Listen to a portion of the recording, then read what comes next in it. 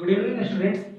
हम लोग क्लास 10 में फिजिक्स में लाइट चैप्टर पढ़ रहे हैं और लाइट में जो हमारा टॉपिक था रिफ्लेक्शन ऑफ लाइट। जो हमारा ये टॉपिक है, ये लाइट चैप्टर जो है ये दो पार्ट में बटा हुआ है। एक तो रिफ्लेक्शन है और दूसरा पार्ट था रिफ्रैक्शन। तो हम लोग रिफ्लेक्शन को कंप्लीट कर चुके हैं। तो आज इसका एक ओवरव्यू या एक रिकैप हम लोग देख लेते हैं। तो चलिए स्टार्ट करते हैं।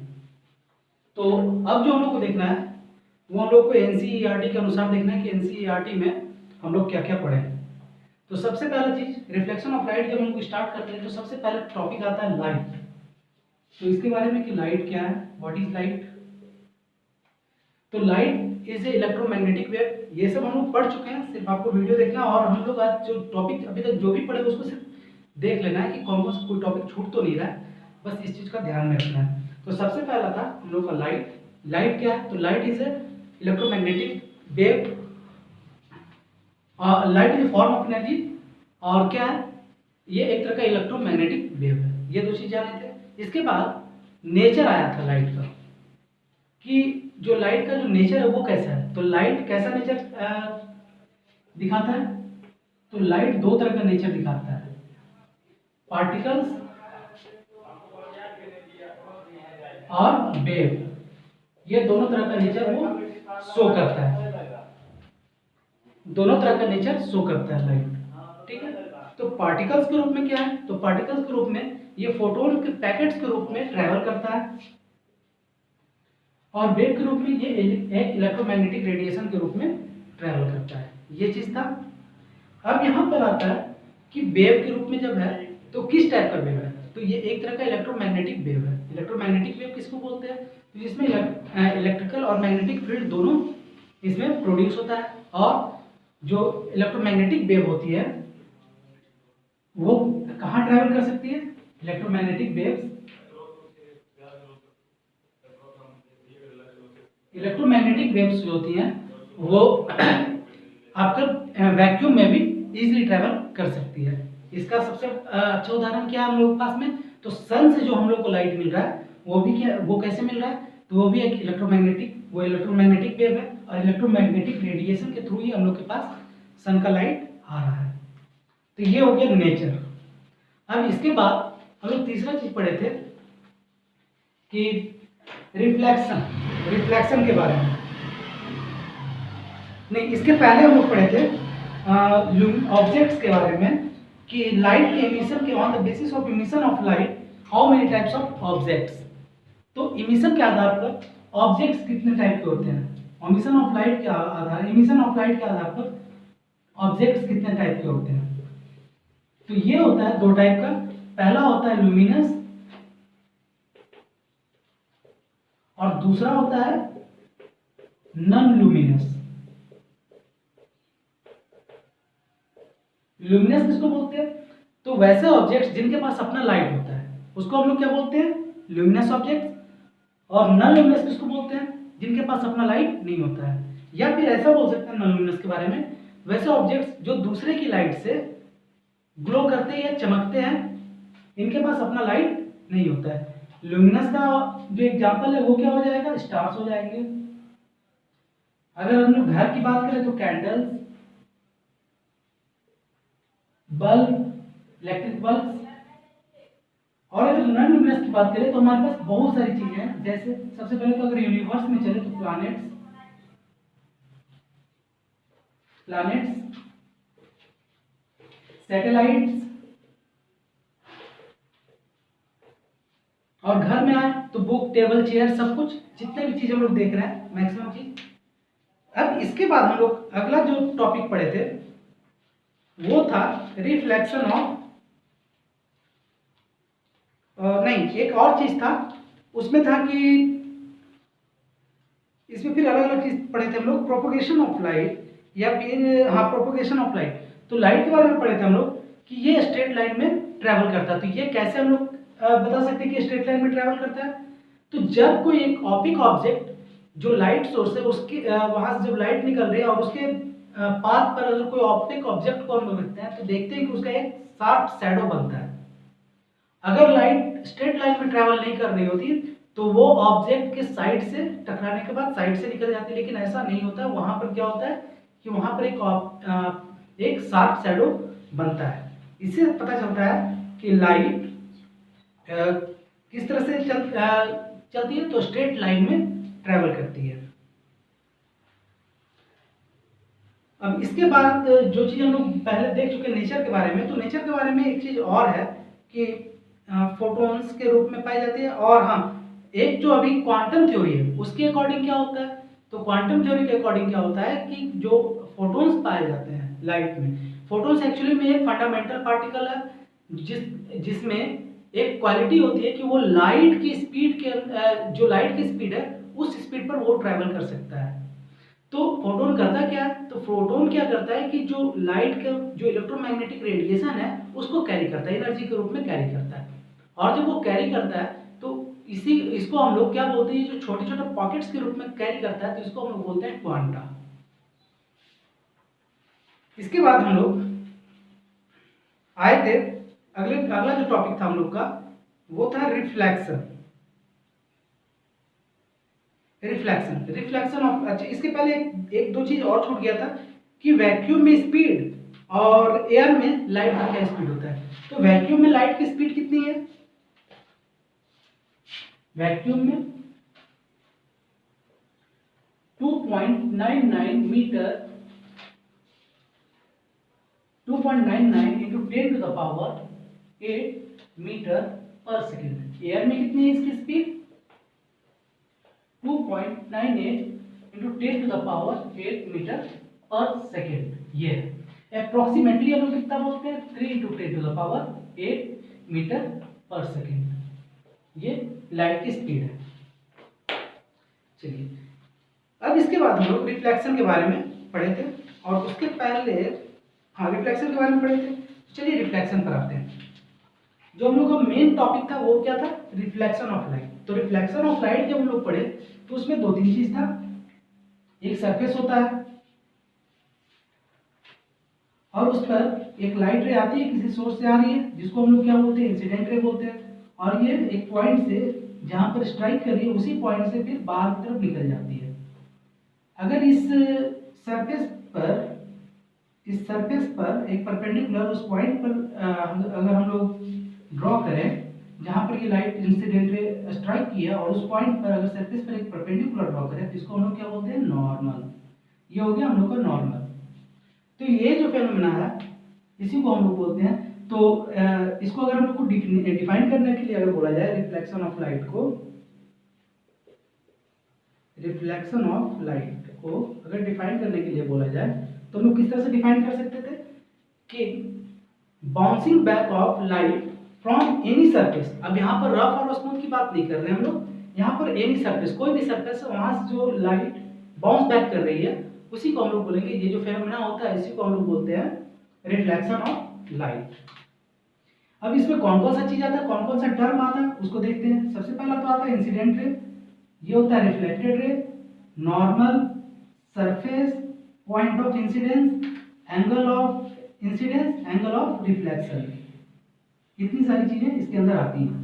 तो सबसे पहला था हमारा इंसिडेंस रे, और इंसिडेंट रे से भी पहले सरफेस इसको अगर हम लोग को डिफाइन करना हो तो कैसे डिफाइन कर सकते हैं, तो सरफेस को इस तरह से बोला जा सकता है कि ए प्लेस वेयर, प्लेस भी बोल सकते हैं या फिर इस तरह से बता सकते हैं कि प्लेस ही बोलिए,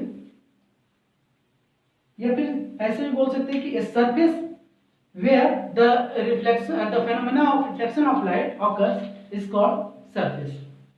या फिर इसके बाद हम लोग आते हैं इंसिडेंट रे पर। इंसिडेंट रे क्या है, तो इंसिडेंट रे है the light which comes from any source, किसी सोर्स से जो लाइट आ रहा है उसी को हम लोग, और किधर, तो द लाइट रे which comes from any source towards the surface is called incident ray. Reflected रे किसको बोलेंगे, द रे विच bounce back from the surface या फिर comes out from the surface is called reflected ray. इसके बाद हम लोग का आता है नॉर्मल। नॉर्मल क्या बोलते हैं, नॉर्मल किसको बोलते हैं, तो on the surface at point of incidence if we draw a perpendicular to the surface is called normal. ठीक है, नॉर्मल क्या हो गया, तो सरफेस पर पॉइंट ऑफ इंसिडेंस पर जब हम लोग सरफेस से परपेंडिकुलर ड्रॉ करते हैं तो उसी को नॉर्मल बोलते हैं। अब इसके बाद आता है point of incidence. Point of incidence क्या होता है, तो पॉइंट ऑफ जहां पर सरफेस पर इंसिडेंट रे आकर स्ट्राइक कर रही है, जहां पर आकर टकरा रही है, उसी को हम लोग बोलेंगे पॉइंट ऑफ इंसिडेंस रे, इंसिडेंस। अब इसके बाद आता है एंगल ऑफ इंसिडेंस और angle of reflection. Angle of incidence क्या है, तो the angle between the angle of incidence and the normal is called angle of incidence. Reflected ये एंगल ऑफ रिफ्लेक्शन क्या है, तो the angle between normal and the reflected ray is called angle of reflection. ये इतना सारा चीज इसके अंदर था। अब इसके बाद हम लोग आते हैं सेकंड, इसके बाद क्या था, तो टाइप्स ऑफ रिफ्लेक्शन। तो टाइप्स ऑफ रिफ्लेक्शन दो टाइप का होता है रिफ्लेक्शन, एक होता है रेगुलर और दूसरा होता है इरेगुलर। रेगुलर कब होता है, तो अगर किसी लाइट सोर्स से लाइट रेज आ रही है तो सारी लाइट रेज क्या होगी, एक दूसरे के पैरेलल होंगी। लेकिन आफ्टर रिफ्लेक्शन भी जब ये पैरेलल होती है एक दूसरे के, तो इसको हम लोग इस टाइप का जो रिफ्लेक्शन होता है उसको हम लोग क्या बोलते हैं, रेगुलर रिफ्लेक्शन। मतलब कहने का कि अगर किसी लाइट सोर्स से लाइट रेज आ रही है और आफ्टर रिफ्लेक्शन सब पैरेलल है और आफ्टर रिफ्लेक्शन भी सारी रिफ्लेक्टेड रेज पैरेलल है, तो इस टाइप का जो रिफ्लेक्शन होता है उसको हम लोग बोलते हैं रेगुलर रिफ्लेक्शन। इरेगुलर रिफ्लेक्शन किसको बोलते हैं, तो रफ सरफेस द्वारा जो रफ सरफेस पर जो रिफ्लेक्शन होता है उसको हम लोग बोलते हैं इरेगुलर रिफ्लेक्शन। इस टाइप का रिफ्लेक्शन के साथ में क्या होता है, तो जो लाइट रेज हैं वो पैरेलल नहीं होती हैं, किसी भी एक दूसरे की पैरेलल नहीं होती हैं। लेकिन इंसिडेंट रेज इसमें भी क्या होती है, सारी पैरेलल होंगी, लेकिन रिफ्लेक्शन के बाद जो रिफ्लेक्टेड रेज बनेंगी वो पैरेलल नहीं होगी। तो ये दो टाइप का। और ये क्यों होता है, तो ये होता है, ये जो सरफेस होता है सरफेस के कारण होता है, क्योंकि ये सरफेस क्या है, रफ है, इस कारण से ऐसा होता है। और यहाँ पर जो रेगुलर रिफ्लेक्शन होता है वो कौन सा सरफेस पर होता है, ये हाईली स्मूथ सरफेस, यानी जैसे मिरर हो गया हम लोग के घर में, उसके कारण रेगुलर रिफ्लेक्शन हम लोग को देखने के लिए मिलता है। और ये जो रफ सरफेस है, जैसे हमारा वॉल है हमारे रूम में, या फिर बुक है, कॉपी है, टेबल है, वहां से जो रिफ्लेक्शन हो रहा है वो किस टाइप का रिफ्लेक्शन है, तो इरेगुलर या डिफ्यूज रिफ्लेक्शन है। अब इसके बाद आता है लॉज ऑफ रिफ्लेक्शन। तो लॉज ऑफ रिफ्लेक्शन भी दो टाइप के होते हैं, दो लॉज है हमारे दिया हुआ है। पहला लॉ क्या कहता है, तो incident ray, reflected ray and the normal at point of incidence all lies in a same plane. पहला लॉ तो ये बोलता है कि रिफ्लेक्टेड इंसिडेंट रे, रिफ्लेक्टेड रे और नॉर्मल जिस पॉइंट पर होता है, पॉइंट ऑफ इंसिडेंट पर एक ही लाइन में एक ही जगह पर होते हैं। सेकेंड लॉ क्या बोलता है कि angle of incidence is always equals to angle of reflection. इसके बाद लॉस तो क्या करें हम लोग। अब इसके बाद था मिरर के बारे में पढ़ना कि मिरर कितने टाइप के होते हैं। तो मिरर दो टाइप के होते हैं, एक होता है प्लेन मिरर और दूसरा होता है स्फेरिकल मिरर।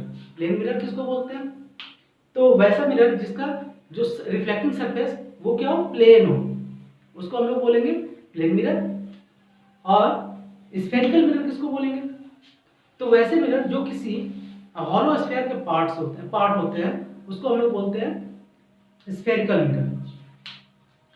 अब प्लेन मिरर में जो रिफ्लेक्शन होगा उसके बारे में पढ़े थे, या इमेज का फॉर्मेशन होगा उसके बारे में पढ़े थे। तो उसमें हम लोग देखे थे कि अगर हमारे पास ये प्लेन मिरर है, यहाँ पर कोई ऑब्जेक्ट रखा हुआ है, तो हम लोग जानते हैं कि किसी भी ऑब्जेक्ट से इनफाइनाइट लाइट रेज निकलती है। तो एक लाइट रेज निकली जो कि प्रिंसिपल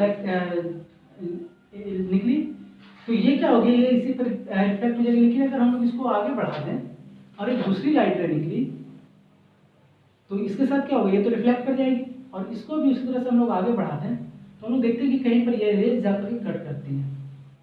तो इस तरह से इमेज का फॉर्मेशन हो गया। तो इमेज इसमें क्या होता है कि इसका प्रॉपर्टीज क्या, प्लेन मिरर पर जो इमेज फॉर्मेशन होता है उसका प्रॉपर्टीज, तो सबसे पहला क्या होता है कि जितना डिस्टेंस पर ऑब्जेक्ट मिरर से होगा उतना ही डिस्टेंस पर मिरर से इमेज की दूरी होगी।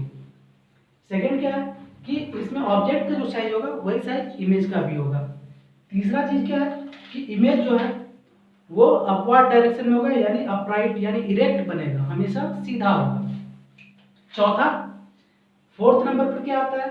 तो फोर्थ नंबर पर हम लोग देखते हैं कि इसमें जो इमेज बनेगा वो कहाँ बनेगा? तो बिहाइंड द मिरर बनेगा। इतना सारा चीज था प्लेन मिरर के बारे में। अब यहाँ पर जो इमेज बन रहा है वो कैसा होगा? वर्चुअल होगा। क्यों? क्योंकि ये बिहाइंड द मिरर बन रहा है। तो जब बिहाइंड द मिरर और वर्चुअल और रियल के बारे में अगर बात करें तो जब रेज एक्चुअली कट करती है, फिर यहाँ पर इमेज के बारे में बात आ जाती है। तो इमेज के बारे में जब बात करते हैं तो इमेज कितने टाइप का होता है? तो दो टाइप का। पहला होता है रियल और दूसरा होता है वर्चुअल। रियल इमेज कब बनता है? तो जब रेज जो होती है, लाइट रेज रिफ्लेक्शन के बाद एक्चुअली एक दूसरे को कट करती है कहीं पर किसी पॉइंट पर, तो वहां पर जो इमेज का फॉर्मेशन होता है वो रियल इमेज होता है। रियल इमेज को हम लोग स्क्रीन पर देख सकते हैं, उतार सकते हैं या स्क्रीन पर ऑब्टेन किया जा सकता है। जो वर्चुअल इमेज होता है इसमें रेज एक्चुअली कट नहीं करती है, ये एपरेंटली या फिर अपीयर टू कट होती है, यानी हम लोग को लगेगा कि वो कहीं पर जाकर के कट कर रही है। तो इस टाइप का जो वहां पर जो इमेज बनेगा वो कैसा होगा? वो वर्चुअल इमेज होगा। उसको स्क्रीन पर हम लोग नहीं ले सकते हैं। तो वर्चुअल इमेज कहाँ बनता है? तो वर्चुअल इमेज बनेगा आपको प्लेन मिरर में या फिर कॉन्वेक्स मिरर में। और जो रियल इमेज होगा, रियल इमेज जनरली नहीं कर सकते हैं। अगर रियल इमेज की बात करें तो रियल इमेज आपको कॉनकेव मिरर में बनता है। इतना चीज था। अब इसके बाद हम लोग प्लेन मिरर के बारे में भी जानेंगे। अब इसमें आते हैं प्लेन, और उसके बाद स्फेरिकल मिरर में आते हैं कि स्फेरिकल मिरर कितने टाइप्स के होते हैं? तो स्फेरिकल मिरर दो टाइप्स के होते हैं। पहला क्या? हाँ, एक चीज और छूट गया प्लेन मिरर में कि जो इमेज बनता है वो लेटरली इन्वर्टेड होता है। प्लेन मिरर में जो इमेज बनता है वो कैसा होता है? लेटरली इन्वर्टेड होता है। लेटरल इन्वर्सन जिसको हम लोग बोलते हैं एक फेनोमेना है, जो कि एक्चुअल में हमारे हम जो देख रहे हैं तो वो हमारा दिमाग उस चीज को सही से समझ नहीं पाता हम लोगों का। तो इस कारण से वो चीज हम लोग को लगता है कि वो वैसा हो रहा है, लेकिन एक्चुअल में क्या होता है कि उसमें अगर लेटरल इन्वर्सन के बारे में सिर्फ बात करें तो उसमें क्या होता है कि लेफ्ट साइड जो होता है मिरर के अंदर राइट लगता है, और जो राइट साइड होता है वो लेफ्ट लगता है। लेकिन ये जो फेनोमेना है ये सिर्फ एक तरह का भ्रम है। अगर हम लोग किसी ऑब्जेक्ट को जिसमें लेफ्ट राइट डायरेक्शन दिया रहे, लेफ्ट राइट बना हुआ है, अगर उसको घुमा करके और मिरर के सामने ला करके खड़ा कर दें तो क्या होगा कि हमारा वो मिरर में जो इमेज बन रहा है और जो इधर इमेज है दोनों सेम होगा। चलिए और एक चीज बताते हैं आपको कि ये चीज इतना हो गया हम लोग का मिरर के बारे में,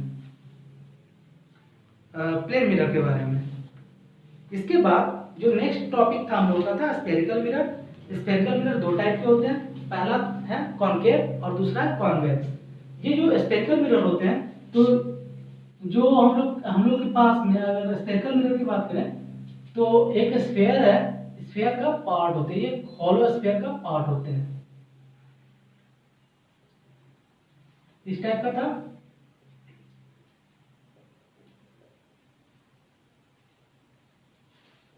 हॉलो स्फेयर का पार्ट होते हैं।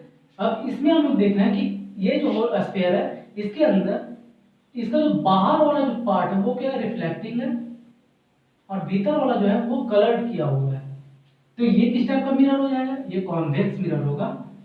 अब कॉन्वेक्स मिरर कैसे पता चलेगा? तो इसका जो बीच वाला पार्ट होता है, यानी मिड पॉइंट जो होता है, ये बीच का जो पार्ट होता है वो क्या होता है? बल्किंग आउट होता है, यानी बाहर की तरफ उभरा हुआ होता है। जो हम लोग कॉन्केव मिरर देखते हैं ये भी एक स्फीयर का पार्ट होता है, स्फीयर का पार्ट है।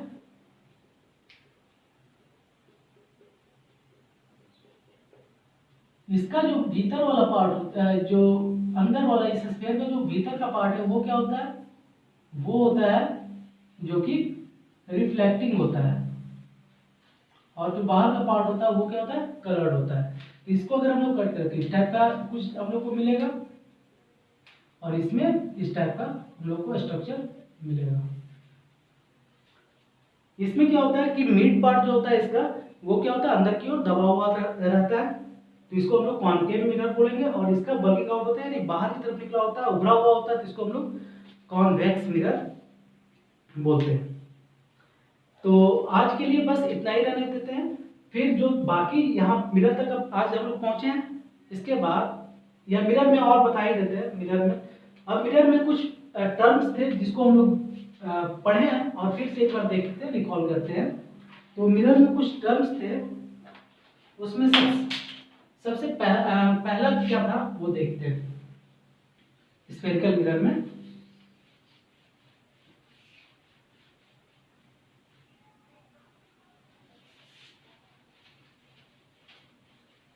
चलिए, स्फेरिकल मिरर में जो टर्म्स है उसको आज हम लोग देखते हैं थोड़ा। ये कॉनकेव हो गया आपका, ये कॉन्वेक्स हो गया। यहां पर इस मिरर का मिड जो होगा उसको हम लोग बोलेंगे पोल। ये पोल हो गया, पोल ऑफ द मिरर। हम लोग जानते हैं कि एक स्फीयर का पार्ट होता है, तो स्फीयर का जब पार्ट होगा इस तरह से अगर कट करते हैं, ये रिफ्लेक्टिंग बाहर की तरफ, इसका रिफ्लेक्टिंग सरफेस ये है, अंदर की तरफ है। तो यहाँ पर एक सेंटर होगा इसका। तो ये जो सेंटर होगा, मान लो कि यहाँ पर इसका सेंटर है, तो ये हो गया सेंटर ऑफ कर्वेचर। अब सेंटर ऑफ कर्वेचर जो होता है वो फोकस का डबल होता है, यानी हाफ जो होगा वो क्या होगा, फोकस होगा। अपर्चर क्या होता है, तो वो पार्ट जो एक्सपोज्ड होता है लाइट रेज के लिए, उसको हम लोग क्या बोलते हैं, अपर्चर बोलते हैं। अपर्चर दो। अब इसके बाद और भी चीजें हैं। हाँ, ये जो इमेजिनरी लाइन एक हम लोग ड्रॉ करते हैं जो कि पोल से होती हुई सेंटर ऑफ कर्वेचर से होती हुई जाती है, इसको हम लोग क्या बोलते हैं, प्रिंसिपल एक्सिस बोलते हैं। सेंटर ऑफ कर्वेचर से पोल तक की दूरी जो होती है उसको हम लोग रेडियस ऑफ कर्वेचर बोलते हैं। फोकस से पोल तक की दूरी को फोकल लेंथ बोलते हैं। उसी तरह से तो हम लोग एक चीज देख रहे हैं कि जब हम लोग कॉनकेव मिरर की बात करते हैं तो इसमें जो भी चीजें हैं, जो भी टर्म्स हम अभी बात कर रहे थे, वो सारे टर्म्स क्या होते हैं, मिरर के सामने होते हैं, मिरर के आगे होते हैं, मिरर के पीछे नहीं होते, मिरर के आगे होते हैं। लेकिन अगर हम लोग कॉनकेव कॉन्वेक्स मिरर की बात करें तो यहाँ पर पोल हो गया, पोल तो रिफ्लेक्टिंग सरफेस पर ही होगा, लेकिन जो सेंटर होगा वो कहाँ होगा, मिरर के पीछे होगा, सेंटर ऑफ कर्वेचर। फोकस भी क्या होगा, मिरर के पीछे होगा। क्यों? क्योंकि अगर इस स्फीयर को अगर हम लोग ड्रॉ करें तो यहाँ हम लोग देखते हैं कि इसको कट कर रहे हैं और इसका ये पार्ट तो हम लोग को देखने के लिए मिलता है कि यहाँ पर सेंटर है, इस स्फीयर का एक सेंटर होगा, तो सेंटर कहाँ आ रहा है, इसके जस्ट पीछे आ रहा है। तो यहाँ पर सेंटर हो गया। तो इसमें इस केस में क्या होता है कि सेंटर जो होता है पीछे होता है मिरर के, फोकस कहाँ पर होगा, तो पोल और सेंटर ऑफ कर्वेचर के बीच की दूरी का हाफ वो क्या होता है, फोकस होता है। इसके बाद अपर्चर क्या हो गया, एम एन जो हो गया, इसका अपर्चर हो गया, ये डायमीटर है। या फिर इसको ऐसा भी बोल सकते हैं कि जितनी लाइट रेज एक्सपोज होती है लाइट रेज के लिए, जितना पार्ट मिरर का एक्सपोज होता है लाइट रेज के लिए, उसी को हम लोग अपर्चर बोलते हैं मिरर का। चलिए, अब इसमें और कुछ टर्म बच गया। पोल, पोल क्या होता है, ये प्रिंसिपल एक्सिस क्या होता है, तो इमेजिनरी लाइन हो गई। पोल क्या होता है, तो mid of the mirror, mid of the mirror को हम लोग क्या बोलते हैं, पोल बोलते हैं। और इसमें भी सब कुछ सेम होगा। पोल से सेंटर ऑफ कर्वेचर की दूरी जो होगी उसको हम लोग रेडियस ऑफ कर्वेचर बोलेंगे। पोल से फोकस तक की दूरी को फोकल लेंथ बोलेंगे। और क्या, तो ये इतनी सारी चीज इसमें है। ये ये हम लोग का कॉन्वेक्स मिरर था।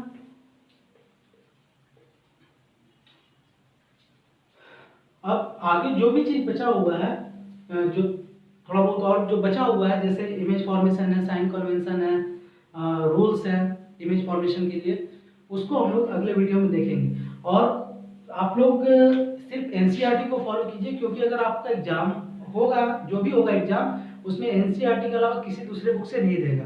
क्योंकि बहुत बार भ्रम फैलाया जाता है कि हाँ एनसीईआरटी के अलावा दूसरे बुक से देगा, तो एनसीईआरटी के अलावा किसी दूसरे बुक से नहीं देने वाला है। इसलिए दूसरे बुक को ज़्यादा रेफर मत कीजिए। अगर दूसरे बुक में कोई डाटा अगर दिया हुआ भी है और एनसीईआरटी में भी उसके वो डाटा दिया हुआ है, अगर दोनों डाटा में अंतर है तो डाटा आप एनसीईआरटी को ही ऑथेंटिक मानिए, क्योंकि वही बुक सही है, उसी बुक से क्वेश्चन आएगा। अगर आप डाटा दूसरे बुक का लिखिएगा तो आपका वो आंसर गलत कर दिया जाएगा। इसलिए अगर कहीं पर कोई डाटा मिलता भी है तो एनसीईआरटी में क्या डाटा दिया गया है, क्या चीज़ दिया गया है, उसी को लेकर के चलना है। क्योंकि अगर आप सोचें कि एस चांद या फिर और किसी बुक से, भारती भवन का जो बुक है उससे या किसी और भी बुक से कुछ डाटा वहाँ से हमको अगर मिल जाएगा और वो सही होगा, तो नहीं, गलत है। एनसीईआरटी से ही आपका क्वेश्चन आंसर सब कुछ जो भी चीज़ है सब एनसीईआरटी से ही होना है। अगर आप इसको आप देख भी सकते हैं, जब आप प्रीवियस ईयर्स के क्वेश्चंस निकालेंगे, सारा इस साल का भी क्वेश्चन आप देख सकते हैं कि उसमें भी एनसीईआरटी के अलावा किसी दूसरे बुक का यूज नहीं किया गया है क्वेश्चन देने में। तो इसलिए तो एनसीईआरटी को ही सिर्फ फॉलो कीजिए आप लोग, एनसीईआरटी के अलावा दूसरे बुक को फॉलो नहीं करें। तो आज के लिए बस इतना ही। जो इसमें और कुछ जो थोड़ा बहुत बचा है उसको डेरिवेशन हम नहीं बताने जा रहे हैं। उसके पीछे रीजन क्या है कि डेरिवेशन आपको अभी पढ़ना नहीं है। डेरिवेशन आपको 11th क्लास में फिर से पूरा करना ही पड़ेगा। आपको यहाँ पर सिर्फ सब कुछ जान लेना है। रिफ्रैक्शन आपको जितना पढ़ाया जाएगा वो बहुत थोड़ा होगा। रिफ्रैक्शन के बारे में आपको अभी कुछ भी नहीं पढ़ाया जा रहा है। 11th और 12th क्लास में जब ऑप्टिक्स आप पढ़ेंगे चैप्टर, उसमें रिफ्रैक्शन के बारे में बहुत डिटेल में पढ़ना है। तो यहाँ पर सिर्फ इंट्रोडक्शन है आपका रिफ्रैक्शन के बारे में। रिफ्लेक्शन के बारे में तो चलिए थोड़ा ज़्यादा पढ़ना भी था, लेकिन रिफ्रैक्शन का सिर्फ इंट्रोडक्शन ही मानकर चलिए। तो ये सब चीज़ आपको बताया जाएगा और कोशिश कीजिए कोशिश नहीं, एनसीईआरटी को ही सिर्फ आप लोग फॉलो कीजिए, इसके अलावा और किसी दूसरे बुक को नहीं। चलिए आज के लिए बस इतना ही। Thank you.